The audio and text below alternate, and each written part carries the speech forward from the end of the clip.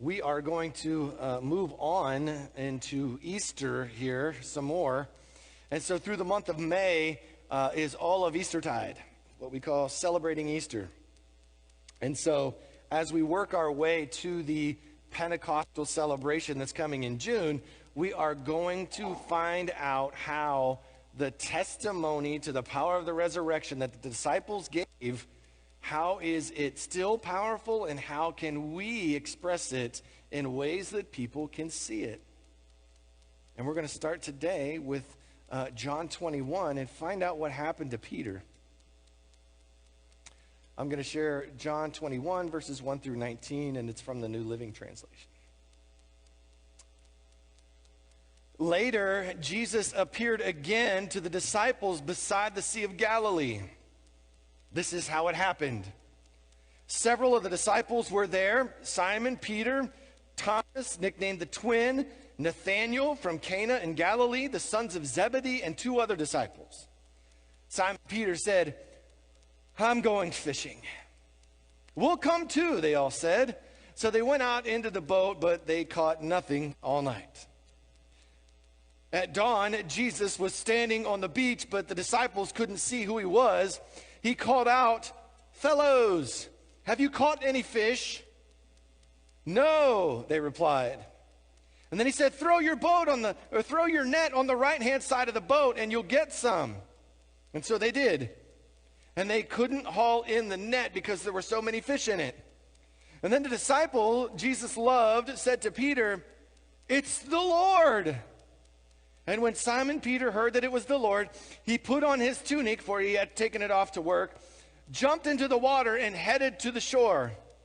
The others stayed with the boat and pulled in the loaded net to the shore, for they were only about 100 yards away from the shore. When they got there, they found breakfast waiting for them, fish cooking over a charcoal fire and some bread. "Bring some of the fish you've just caught," Jesus said. So Simon Peter went aboard, dragged the net to the shore. There were 153 large fish, and yet the net hadn't torn. "Now come and have some breakfast," Jesus said. None of the disciples dared to ask him, "Who are you?" They knew it was the Lord. And then Jesus served them the bread and the fish. This was the third time Jesus had appeared to his disciples since he had been raised from the dead. After breakfast, Jesus asked Simon Peter, "Simon, son of John, do you love me more than these?" "Yes, Lord," Peter replied. "You know I love you." "Then feed my lambs," Jesus told him. Then Jesus repeated the question, "Simon, son of John, do you love me?"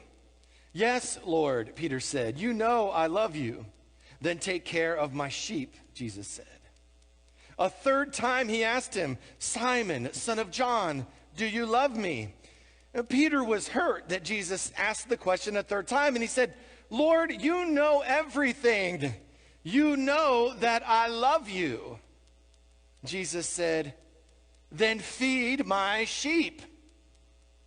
I tell you the truth, when you were young, you were able to do as you liked. You dressed yourself and you went wherever you wanted to go. But when you are old, you will stretch out your hands and others will dress you and take you where you don't want to go."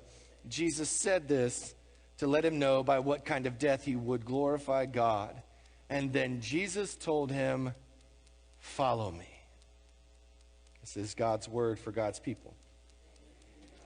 You may be seated, if you're standing. I knew it was a long one. That's why I didn't encourage you to stand up, but some of y'all did, so that's good.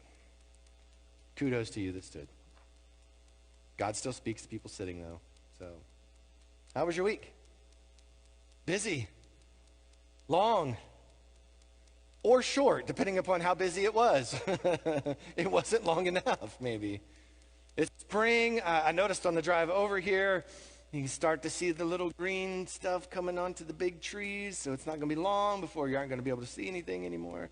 The forests are going to cover it, right? Spring is blooming. Spring is bringing dead things back to life. It's kind of what God does. Whatever your week brought you, I hope that you were remaining on mission. Just like we just read, God does not call us into this relationship with him that we can go say, I'm just going to say yes to Jesus. Yes, I accept you, Jesus. I'm good. I'm good. I don't have to do anything else.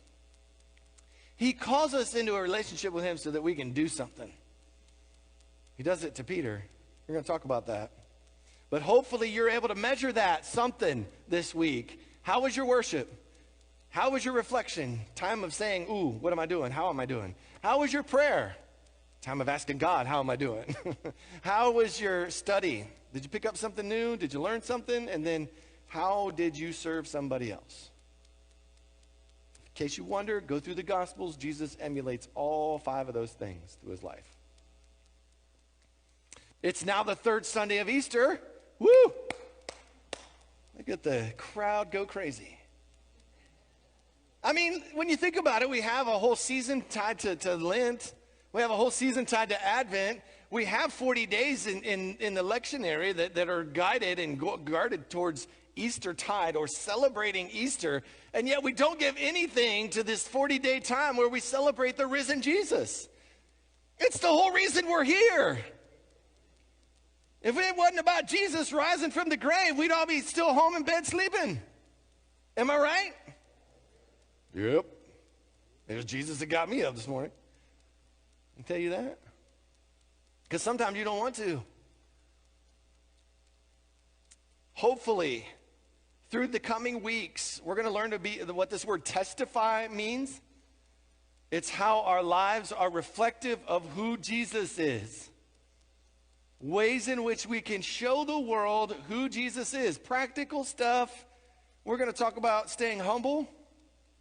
It's a big one for Jesus. We're going to talk about staying hungry. That was a big one for Jesus. We're going to talk about staying calm. Also big for Jesus. And then staying positive. Come on. Who else could be hanging on a cross, taking his last breath and go, Father, forgive them. They know not what they're doing. Oh, you want to go to heaven too? Sure. Come on, let's go. He says to the thief, right? We're going to learn about how Jesus emulates those things for us so that our lives can look like him. That's what testimony to the resurrection is. It's your life lived out loud looking like Jesus. How many of you have broken a bone? Pat laughs. Some more recent than others. Fractures count, by the way. Because that means there's a broken part of your bone. Not snapped bone, but broken part of your bone. So how many of you have heard this? If you have a broken bone, when it heals, it will be stronger than ever before. How many have heard that? Some people have said, oh yeah, I've heard that. Nadine is my resident nurse, so she's going to correct me on this, but I'm going to tell you the truth. Nadine's back there going, nope, that ain't true.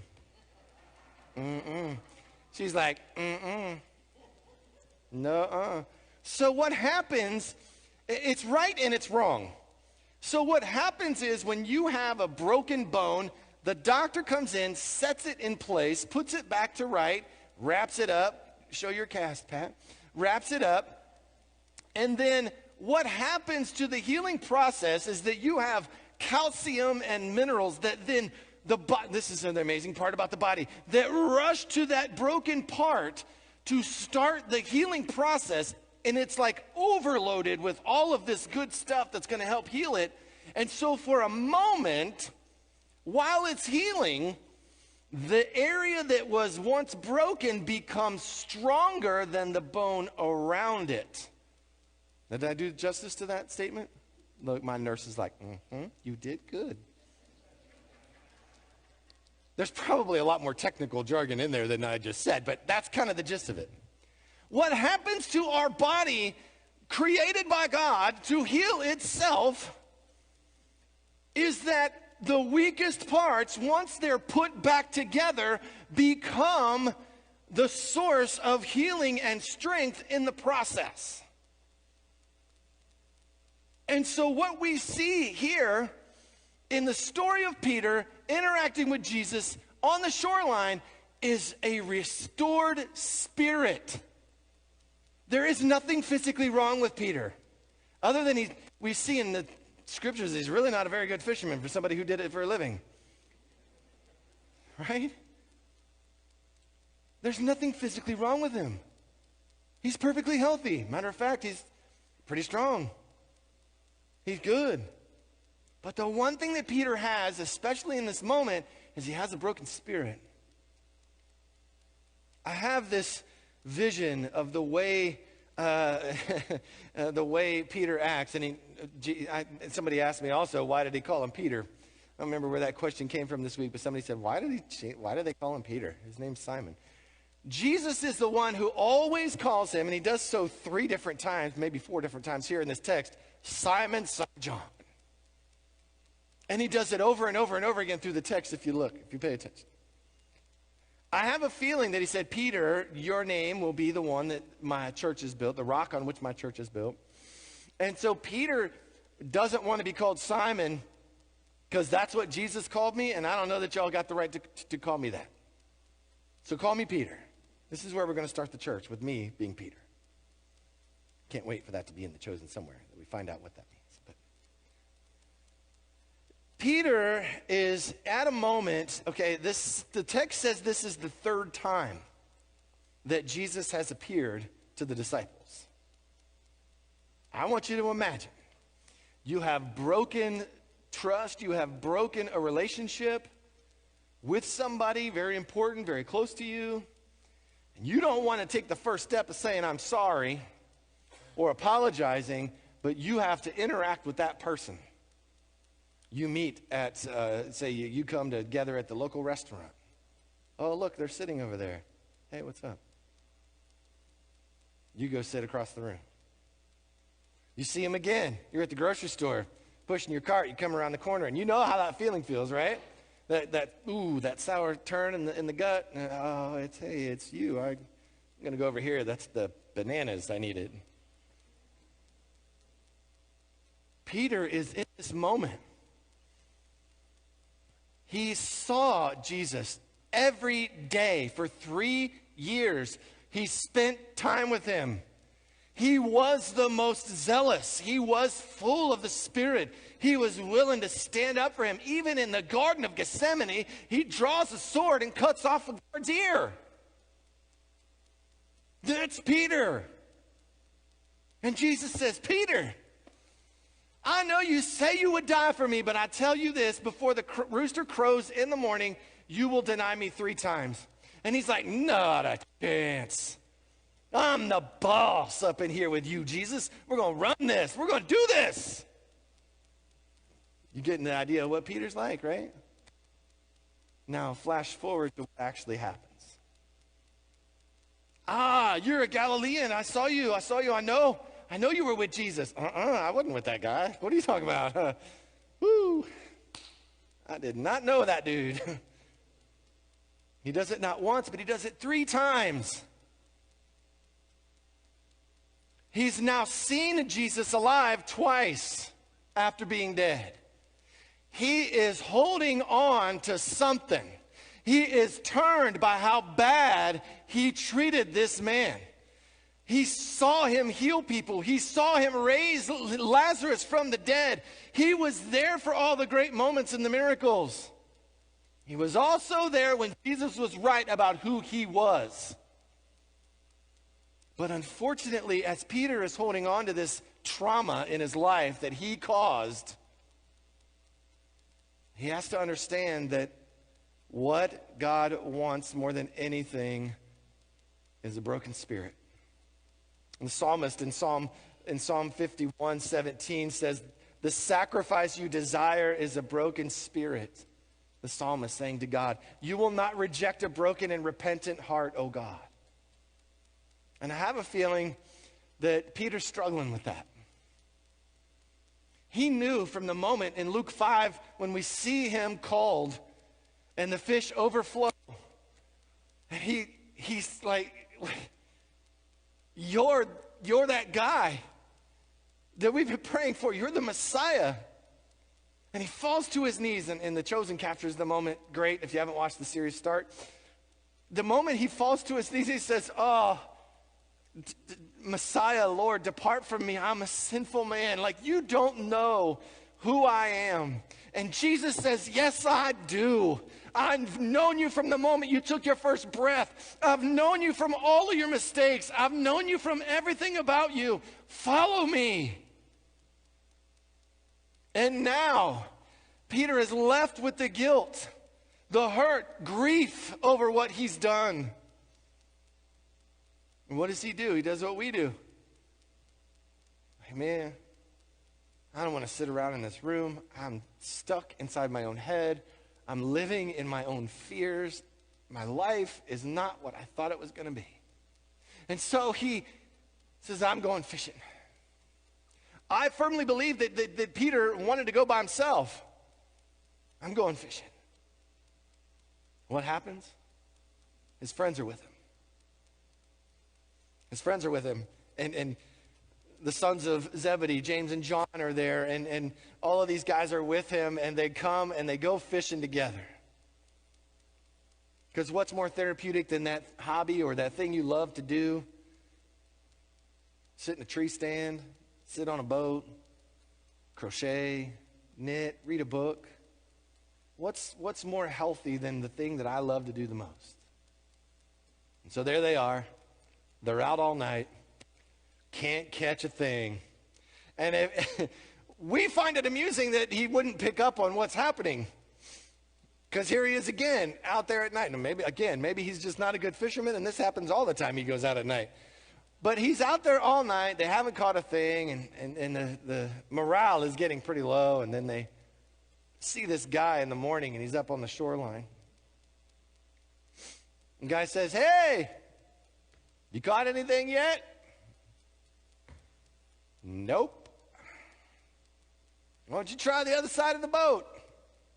Yeah, like we haven't thought of that? Sure, we'll humor you.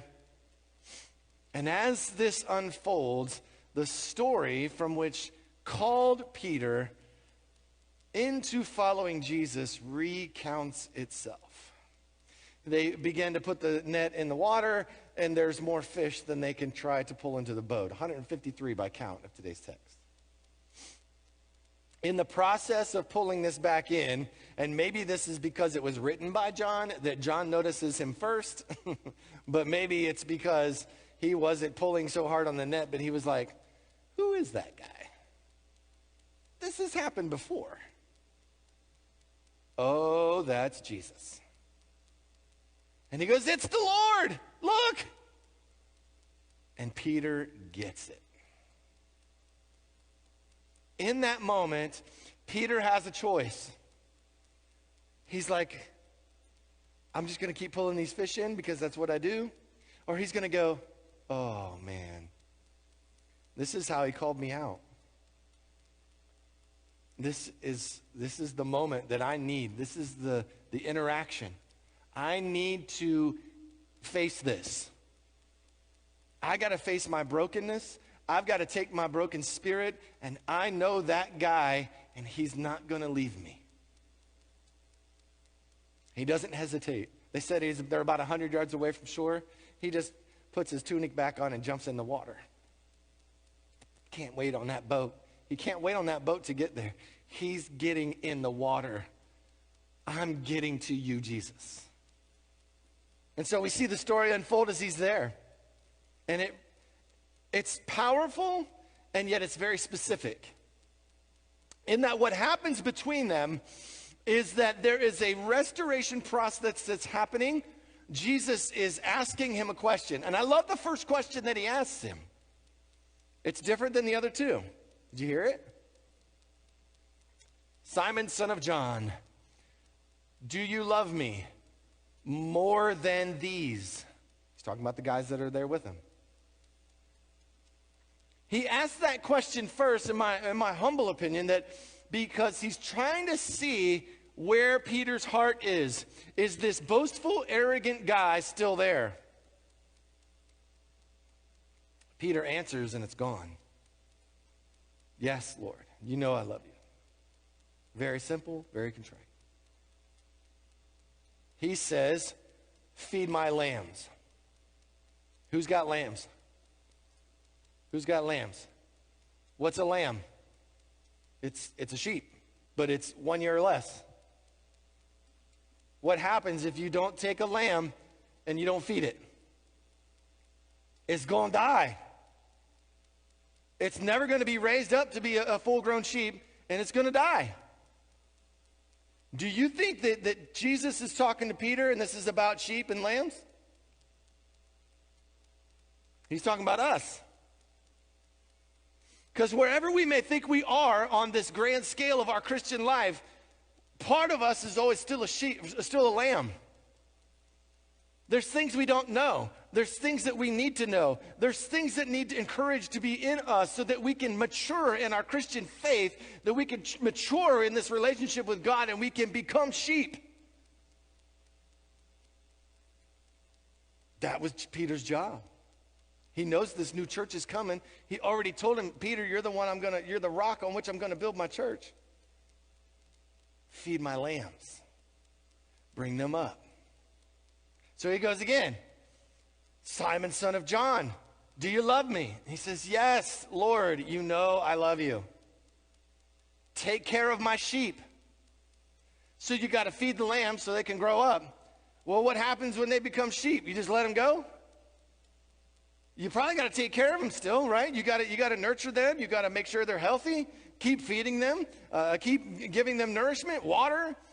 You've got to maybe shear them, because I've seen horrible things on the internet with sheep that have wool that's just over time. You got to keep that trimmed, right? You got to keep them healthy.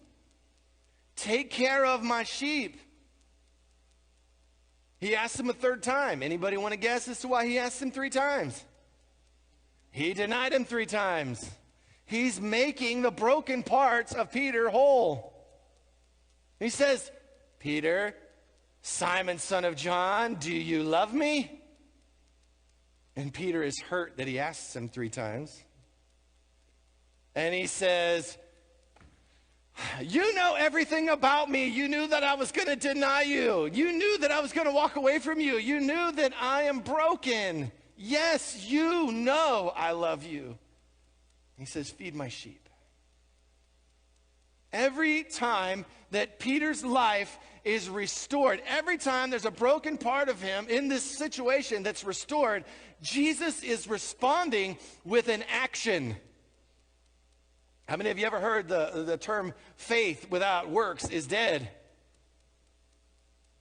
Jesus doesn't come and save us. He doesn't come and heal the broken parts of us so that we can just be a non-broken part. There's a job that's involved.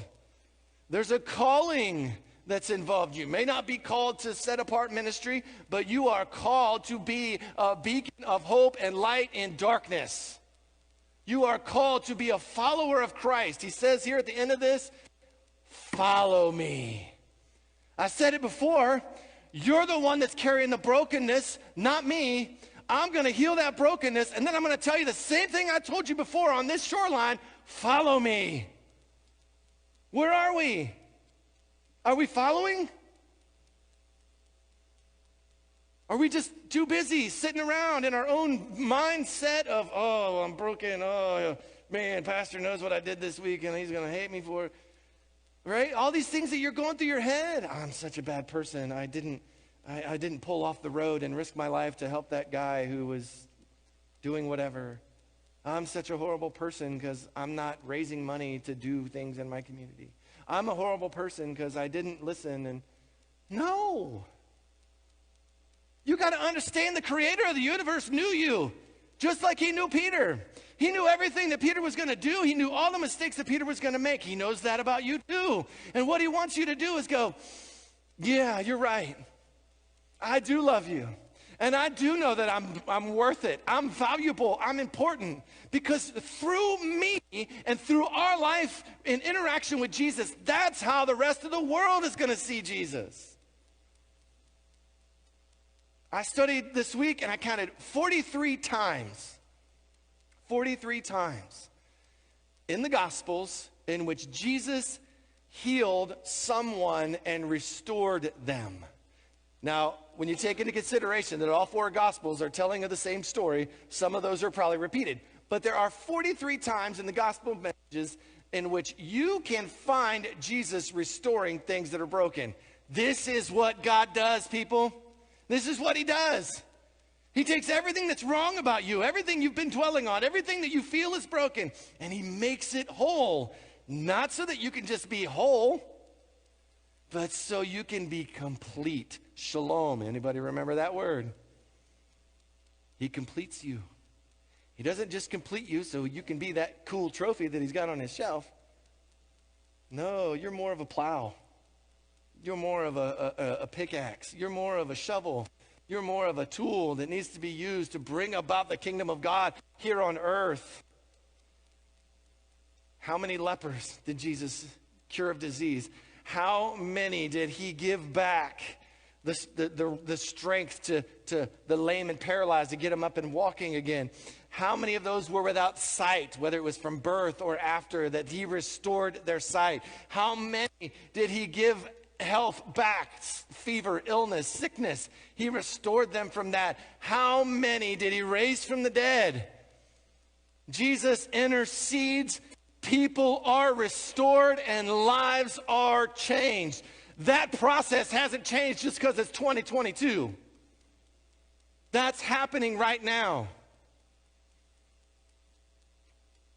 Remember Ross? That's a recent one. We prayed in this room, in this place. Ross was on the vent for a day? Not at all. Or came off the vent. He came off the vent. Something like that. Contrite my story here. I gotta minimize it. He was on the vent for a long time, and now he's off, and he's home. We came into this sanctuary at senior lunch one time, and Janie Pulver's husband had cancer, and we sat right here and we laid hands on it. We prayed. The cancer was gone. We have miracles in our presence, and we fail to acknowledge them, and that's because we don't really want to see it. Not a big deal, whatever. Jesus is still in the restoration process. And just like broken bones, we bring our broken spirit. He does the healing, and in doing so, strengthens and restores us. Not so that we will be left, but that we will be used. Feed my lambs. Take care of my sheep. Feed my sheep. It's not a command for a pastor. It's not a command for a priest. This is Jesus talking to a guy who he knows the world can see him through him. It's a reflection. When Jesus restores us, it's for a purpose. The purpose for us is to share the love, healing, and restoration that we have found in him that has made us stronger. And before we know it, the rest of the world will see him for who he really is. And that's a God that brings dead things back to life. Amen.